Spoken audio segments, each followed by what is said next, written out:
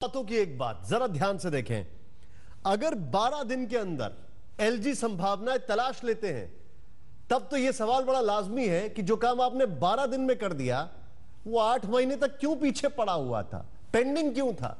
मानते हैं कि नहीं? खैर, सीधे चलते हैं। हमारे साथ हमारे खास मेहमान जुड़ चुके हैं। सुधांशु मित्तल जी बीजेपी के वरिष्ठ नेता हमारे साथ हैं। आशीष खेतान हमारे साथ मौजूद हैं, आम आदमी पार्टी के नेता हैं। और हमारे साथ मौजूद हैं जेपी अग्रवाल जी, कांग्रेस के नेता। लेकिन सबसे पहले सुधांशु जी, सुप्रीम कोर्ट में जो कुछ भी हुआ, जो भी रिएक्शंस आए, सारे रिएक्शंस मैंने देख लिए। अब थोड़ा सा आगे बढ़ते हैं।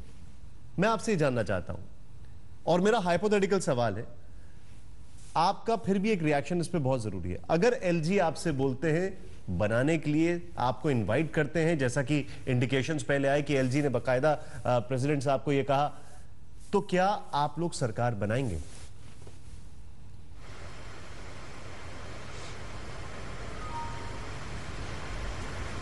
निशांत जी, पहली बात तो यह कि हमें कटघरे में खड़े करने की कोशिश करी जा रही थी, लेकिन आज तो सुप्रीम कोर्ट ने ही तारीफ कर दी। उन्होंने कहा एलजी जो कर रहे हैं बहुत अच्छा कर रहे हैं। तो जहां हम पे प्रश्न चिन्ह लग रहे थे, अब तो बाकी जो है बगले झांक रहे होंगे। एक बात। दूसरी बात यह है कि इन सारी चीज़ों में संवैधानिक प्रक्रियाएं जो हैं उनमें जल्दबाजी करने से कोई फायदा नहीं होता। वो अपना काम कर रहे हैं, उनको बुलाने दीजिए, तब अपने सब करेंगे। उससे पहले ही हर चीज़ें हम लोग करके रखे तो नूरा कुश्ती करवानी है क्या यहाँ पे? तीसरी बात, एक शब्द होता है उल्टा चोर कोतवाल को डांटे। अगर अभी आपने प्रशांत भूषण जी का बयान देखा तो क्या कह रहे हैं? दिल्ली में 8.5 महीने से सरकार नहीं है और दिल्ली की सरकार होनी चाहिए और असेंबली ये। मैं सिर्फ आपसे एक प्रश्न पूछना चाह रहा हूं। भाई प्रशांत जी, 20 मई को लेफ्टिनेंट गवर्नर के दफ्तर के बाहर खड़े होके अरविंद केजरीवाल जी कहते हैं हमने लेफ्टिनेंट गवर्नर जी से निवेदन करा है कि अभी वो असेंबली को डिसॉल्व ना करें। कहा था या नहीं कहा था? अगर कहा तो चित भी मेरी, पट भी मेरी, अंटा मेरे घर वालों का। जब मैं चाहूं तो सरकार ये असेंबली रहनी चाहिए, क्योंकि इन्होंने उससे पहले 14 फरवरी को खुद ने जब अपना इस्तीफा दिया फिर ये कहा कि नहीं असेंबली डिसॉल्व कर दी। आप जो पॉइंट रेज 14 फरवरी से बस 20 मई तक पहुंचते पहुंचते आपके पहले 2 पॉइंट में मान गया, आपके पहले 2 पॉइंट में मान गया, लेकिन आपका जो तीसरा पॉइंट है, ये तीसरे पॉइंट पे हमने बहुत इलैबोरेटेड शोज कर लिए, सारे डिस्कशन हो गए, बहुत सारी बातें हो गई। मैं आपसे एक रिएक्शन लूंगा, उसके बाद मैं आशीष के पास जाऊंगा। मेरा रिएक्शन आपसे ये जानना है, एलजी ने कहा कि हम, एलजी को कहा गया 12 दिन में संभावनाएं तलाशने के लिए। एलजी की तारीफ हुई, बहुत अच्छी बात है। मेरा सवाल यह है कि अगर एलजी 12 दिन में संभावनाएं तलाश लेते हैं तो 12 दिन में जो काम करने में वो संभव है वो 8 महीने से नहीं कर पाए। ये कहीं से जस्टिफाइड है?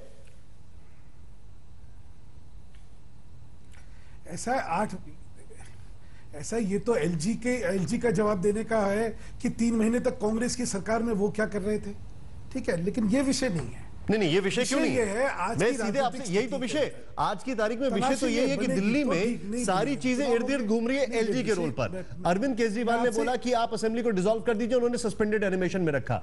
मेरा सवाल सिंपल सा सवाल यह है सुधांशु जी, आज की तारीख में जो काम 12 दिन में आप करने में संभव है या 12 दिन में आप उसको एग्जीक्यूट करने में होते हुए दिखाई दे रहे हैं, वो आप 8 महीने से नहीं कर पाए?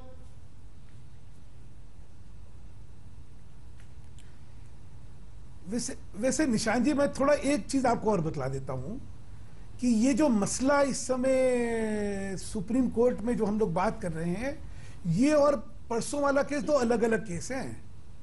इस समय ये संवैधानिक खंडपीठ जो बनी है सुप्रीम कोर्ट की, उसमें इस बात पे चर्चा है कि क्या सुप्रीम कोर्ट ये निर्देश दे सकती है कि एक असेंबली को सर मैं समझ गया, मैं जुडिशरी वर्सेस हम लोग कॉन्स्टिट्यूशन, मैं सारी बातें समझ गया, मैं सारी बातें समझ गया। सर मेरे जो सवाल पूछा उस सवाल पे क्या आपका रिएक्शन है? पार्टी बीजेपी की तरफ से क्या रिएक्शन वो है? तो इसलिए जो 11 दिन का टाइम है, ये जो आप फिर फिर आप जो 11 दिन का कह रहे हैं कि 11 दिन का समय दिया गया है, ये गलत है। ये इस तरह की कोई बात नहीं है। कोई उनको 11 दिन का समय नहीं दिया गया है, क्योंकि ये जो है सब्जेक्ट मैटर ही नहीं है। सब्जेक्ट मैटर है कि भाई क्या सुप्रीम कोर्ट जो कॉन्स्टिट्यूशन बेंच का है, उससे पहले की बेंच का सब्जेक्ट मैटर अलग था। कॉन्स्टिट्यूशन बेंच का मैटर सिंपल सा है कि क्या सुप्रीम कोर्ट जो है डिसोल्यूशन ऑफ असेंबली का निर्देश दे सकती है, नहीं दे सकती है। तो 2 चीजों का कंफ्यूज ना करिए। इसलिए समय सीमाएं और समय का वो जो है वो सत्यता नहीं। मैं वापस आ रहा हूं एक छोटे से ब्रेक के बाद, हमारे दर्शक कहीं भी डर जाए। क्योंकि बातचीत करेंगे आशीष खेतान से, जानने की कोशिश करेंगे। आशीष ने पिछली बार उस चीज का जवाब नहीं दिया था। मेरा सवाल सिंपल सा ये है कि अगर एलजी आज बीजेपी को इनवाइट करते हैं तो क्या इसे एक ईमानदार कोशिश समझा जाएगा?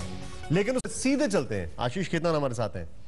आशीष, सीधे सीधे मैंने आपसे सवाल पहले ही पूछा था, सीधे सीधे एक चीज सामने आई है। सुप्रीम कोर्ट ने कहा है कि अगर अल्पमत की सरकार संभव है तो उस विकल्प को भी तलाशें। आज अगर अल्पमत की सरकार के तौर पर बीजेपी को इनवाइट किया जाता है तो क्या आप इसको एलजी की तरफ से ईमानदार कोशिश मानेंगे, बावजूद इसके कि आप हमेशा एलजी को बीजेपी का एजेंट बोलते आ रहे हैं? देखिए, अल्पमत की सरकार को भी फ्लोर ऑफ द हाउस पर बहुमत साबित करनी पड़ेगी। आज दिल्ली में 67 एमएलए हैं। 67 एमएलए में 27 एमएलए आम आदमी पार्टी के और 8 एमएलए कांग्रेस के, यानी कि 35 एमएलए। 67 में बहुमत एमएलए, बहुमत वाले एमएलए 35 एमएलए कह रहे हैं कि सरकार नहीं बननी चाहिए, चुनाव होने चाहिए। आप ऐसी कोई भी बात अभी हमारे दर्शकों के सामने नहीं लेकर आ रहे हैं जो किसी को पता नहीं है। देखिए आप बता रहे हैं कॉन्स्टिट्यूशन क्या कहता है, सबको पता है। नहीं, मैं आपसे कह रहा हूं कि अल्पमत की सरकार को भी बहुमत साबित करनी पड़ती है। ये सबको पता है। अगर बीजेपी की अल्पमत की सरकार आज बनेगी तो बहुमत कैसे साबित करेगी? ये बहुत ही बेसिक चीज है, ये सबको पता है। ये बात तो सुप्रीम कोर्ट ने भी पूछी परसों की सरकार बनाएंगे कैसे? ये सबको पता है। मैं जानना चाहता हूं आप एलजी के रोल पर क्या कह रहे हैं? एक बात आप समझ लीजिए, एक बात आप समझ लीजिए, एलजी का डिस्क्रिशन, किसी गवर्नर का डिस्क्रिशन अनफेटर्ड नहीं होता है, अनफेटर्ड नहीं होता है। एलजी को अपने आप को संवैधानिक रूप से संतुष्ट करना पड़ेगा कि हम इस पार्टी को सरकार के लिए आमंत्रित कर रहे हैं। ये सरकार फ्लोर ऑफ द हाउस पर अपनी बहुमत साबित कर सकती है, जो एलजी ने हमें सरकार बनाते वक्त किया था। हमसे चिट्ठी ली थी, 8 कांग्रेस एमएलए से चिट्ठी ली थी। आप मुझे ये देखिए, आप आशीष ये मत बताइए, क्या एलजी अपने आप को आवाज रेज करने से आप मेरे सवाल का जवाब नहीं दे रहे। मेरा सवाल ये है, आप एलजी को ये मत बताइए कि एलजी को क्या करना है। मेरा सवाल बड़ा सिंपल है कि आपका रिएक्शन क्या है? मेरा रिएक्शन ये है कि एलजी किस बिना पर अपने आप को संतुष्ट कर सकते हैं कि ये पार्टी बीजेपी, जिसके पास 29 एमएलए हैं, ये 34 एमएलए तक कैसे पहुंचेगी? अगर एलजी ये अपने आप को संतुष्ट कर सकते हैं, उनके पास ग्राउंड्स हैं, तो वो ग्राउंड्स बता दें, कोर्ट को बता दें, जनता को बता दें कि हमें ऐसे, मैं आश्वासित हूं कि ये 29 से 34 बन जाएंगे। 29 से 34 बनेंगे कैसे? एलजी के पास कोई तो सूचना होगी कि ये 29 से 34 बन जाएंगे, क्योंकि हर्षवर्धन ने लिखा था दिसंबर 2013 में चिट्ठी लिखकर एलजी को कि हम अनैतिक तरीके नहीं अपनाएंगे। हमारे पास 32 एमएलए हैं, लेकिन हम अनैतिक तरीके अपनाकर बड़ी सिंपल बात है, नहीं करेंगे। मैं सुधांशु जी के पास आ रहा हूं। सुधांशु जी, आपसे रिएक्शन ले रहा हूं, लेकिन उससे पहले आशीष में एक बड़ी सिंपल सी बात बताना चाहता हूं। एक मिनट जाइए। आपने जो बोल रहे हैं, आप बहुत कुछ नया नहीं बोल रहे हैं, आप लोग ये बहुत पुरानी बातें कर रहे हैं। मेरा सीधे सीधे फैक्ट ये है कि आप ये ना बताएं कि एलजी को क्या करना है, और आप ये ना बताएं कि कानून के हिसाब से या संविधान के हिसाब से उनको क्या ठीक करना है, क्या नहीं करना है, क्योंकि वो एलजी है, उनको अच्छी तरीके से पता है। मैं तो ये कह रहा था, मेरा सवाल बड़ा सिंपल सा ये था कि आपने हमेशा एलजी को बोला। आशीष, मैं बोल लूं, आप जब बोले तो मैं चुप था। मेरा सवाल ये था, जब आज एलजी को आप बीजेपी का एजेंट बोलते आ रहे हैं, और अगर वो एलजी अपने आप को सेटिस्फाई कर बीजेपी को आमंत्रित करते हैं, तो ये ईमानदार कोशिश होगी या नहीं? आपने कोई जवाब नहीं दिया। सुधांशु जी, आपका रिएक्शन? वही तो हम लोग समझना चाहते हैं कि एलजी अपने आप को कैसे संतुष्ट कर रहे हैं। एलजी अपने आप को किस बुनियाद पर संतुष्ट कर रहे हैं कि बीजेपी 29 से 34 हो जाएगी? निशांत जी, पहले चुप तो हो जाए, तभी तो। नहीं, हो गए, वो चुप हो गए। मुझे लगता था कि बातचीत की एक सभ्यता होती है जहां पे एक बार में एक ही व्यक्ति बोले तो अच्छा रहेगा। नहीं, आप बिल्कुल बताएं, अब आपको सुन रहे हैं हम, बताइए। अच्छा, अब मैं बोल लेता हूं। आज सुप्रीम कोर्ट ने दो अहम टिप्पणियां करी। एक तो उन्होंने एलजी के प्रयासों की तारीफ करी, दूसरा कहा कि अल्पमत सरकारें हो सकती हैं, और आम आदमी पार्टी की भी सरकार जो थी वो अल्पमत सरकार थी। दो चीजें कही।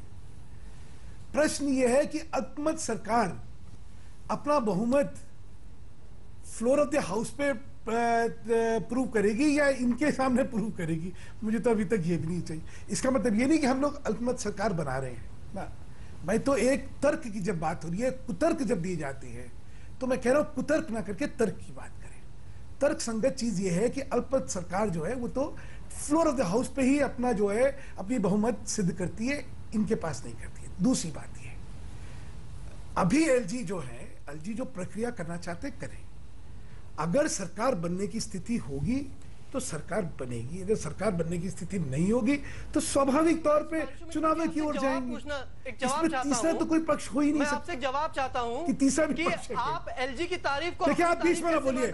आप में तहजीब नहीं है तो मैं कुछ नहीं कह सकता। आप एक तो मेरे से सीधे बात नहीं करिए, आप बात करिए एंकर से, आप निशान जी से बात करिए। आप अपना थोड़ा सा थोड़ी तो तहजीब रखिए।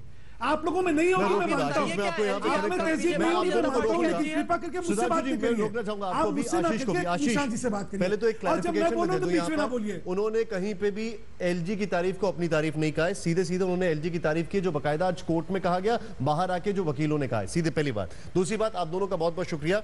लेकिन हम इस अध्याय को यहीं समाप्त कर रहे हैं। बहुत बहुत शुक्रिया, आप दोनों आया, हमारे लिए समय निकाला। लेकिन एक सवाल का जवाब